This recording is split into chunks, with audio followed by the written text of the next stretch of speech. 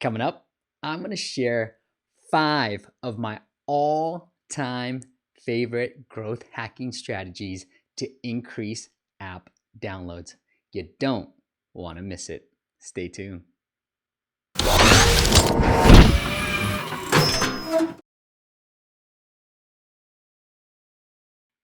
What is up, App Nation? It is Steve P. Young, founder of appmasters.co, the place you go for all your action-packed app marketing content.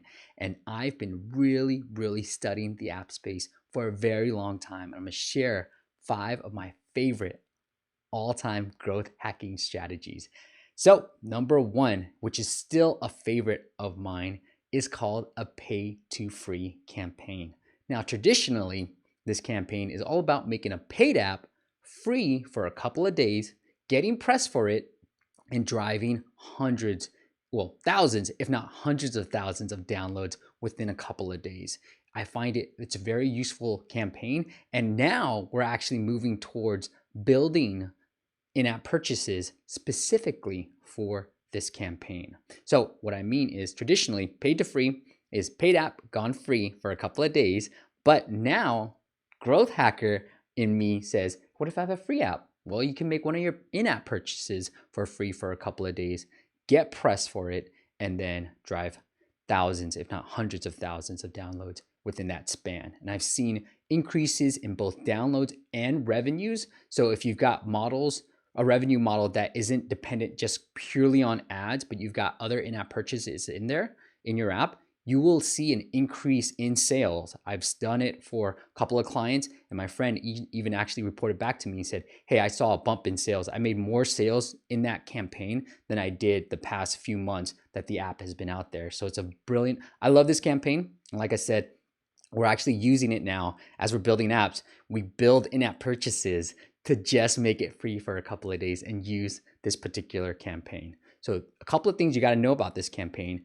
One, you have to get press for it. So App Advice and BGR are the 2 websites that I always pitch, and I tend to get my clients on there. They're the biggest sites out there. Reddit has an app hookup subreddit that you can use as well. So make sure people know about it. You can't just do it and hope that these downloads will come. And number 2, if it's an in-app purchase, make sure it's a non-consumable. That's like you buy it once and you get forever. So think remove ads, new levels, not gems. You can always buy gems. So something you can buy once and get forever. All right. Number 2, my favorite growth hacking strategy is App Store optimization. Now, I know a lot of people know about App Store optimization, which if you're not familiar with it, is just SEO for the App Store. But as I found that most people are sort of moving away from it now, I want to double down on it because I still think it's a great avenue to drive organic downloads.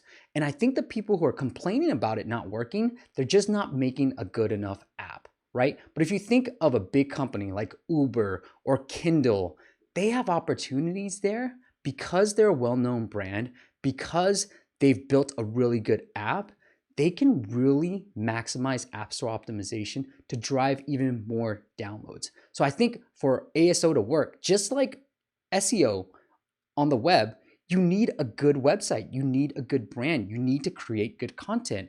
And with the fundamental blocks of ASO, you can drive a ton of great downloads through ASO. I've seen it work for my clients who have really good apps, and I think it's still a valid strategy. It's the people who are complaining about it right now are the people that were reskinning and trying to sort of hack their way into downloads by using ASO. Those are the people that are suffering from it. Those are the people that are saying it's no longer working. So really focus on ASO. And I've shared this black hat strategy in the past, but leveraging App Store reviews to increase keyword rankings. And I have that course in the links below if you want to check it out. But it's a great strategy, and I've seen it work many times for my clients and my own apps. All right. So number 3. Now I got to give a shout out to my friend Gonzalo, founder of eTips, who shared this strategy with me. I've yet to utilize it for myself, so I just want to be clear on that. I hate people who share strategies based on other people and don't really come up and they pretend it's theirs, all right? But so Gonzalo uses this strategy to maximizes it. It's called localization. It's localizing your app name and your keywords for the other languages, not just English. So really focusing on ASO. This goes in line with ASO and localizing your app name and your keywords for the other countries and the languages, right? Apple has about 28 different regions that you can target and really focus more on having good localization. So for instance, in the UK, you guys call it localized with a C. In the US, we say Z. That's just one example that you want to leverage. But China, Japan, if you have a game, really start thinking about localizing your app name for that particular market. And what Gonzalo recommends is, at first, if you're on a budget, localize the app name and the keywords. Then if you see an impact in downloads, then go ahead and localize the screenshots and localize the description. And once you have that, then take it a step further and localize the in-app content in your apps, right? Right now you can keep it all English and keep your screenshots all in English, but if you localize the app name and the keywords, you're sure to find more downloads for that particular region. The only downside if you haven't localized the actual app is that these people, let's say in Japan or China, might be a little bit mad because they download your app and it's still in English, whereas the app name and the keywords, they can't see the keywords, but the app name is in their native language. So that's the only downside, but it's a small downside to actually, and the upside's huge because you get a lot more downloads for that particular region, right? Number 4, I'm gonna pull up my notes. Oh, is the exclusive strategy. So when you go out to PR, now I've actually interviewed a couple of different reporters. So the editor of The Next Web, Steve O'Hear, who's a writer at TechCrunch, and I thought this strategy was going away, but it doesn't. They both said this strategy still works.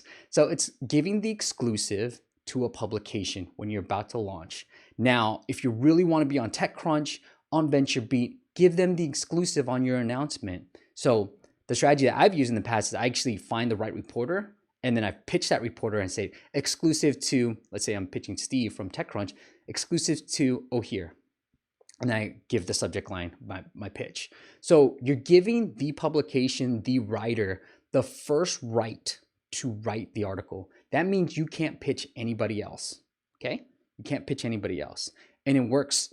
And they still said, I thought it stopped working, but they still both said, hey, we love exclusives. You know, they like ego. I like exclusive. If you make it exclusive to me, I'm happy to have that too. So it's sort of stroking the blog's ego. It's sort of stroking the reporter's ego. But the only downside is you can't pitch anybody else until they've literally just said, we're not interested.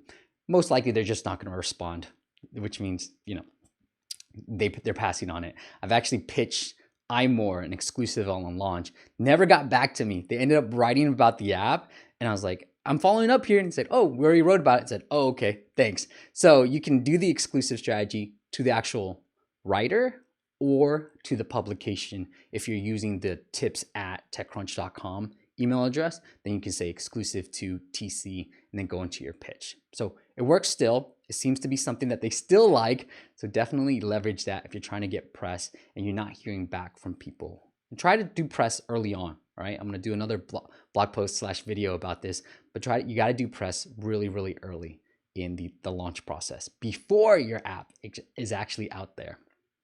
All right, last one, number 5, my favorite growth hack strategy. And it's actually more of a vanity metric if you want to think about it, but it's the App Store feature hack. So the App Store managers at Apple, hi guys, they all manage a category. So what you want to do is go on LinkedIn, find App Store Manager and find the category of that person, find their email address, and you can use my favorite plugin for Gmail or for Chrome is called Email Hunter, and that's emailhunter.co.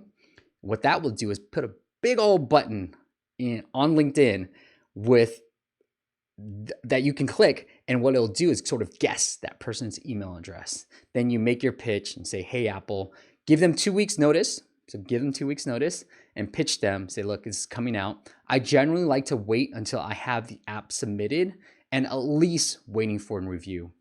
I would prefer you actually have it approved. I think it makes the pitch sound even better because the manager knows that the reviewers went through it. It's all good to go.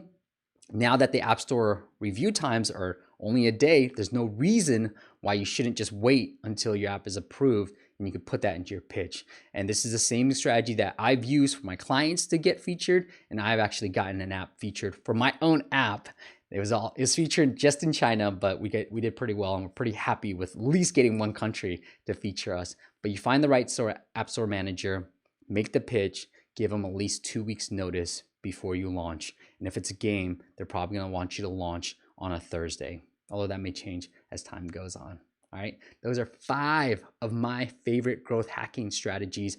And if you want links to any of the content, so this was based on an article I wrote for entrepreneur.com, and I put the whole article in the link below so you can read about it, and you can read it on entrepreneur.com, and it goes into specifics of each strategy and more details on how you can run and execute each and every single strategy.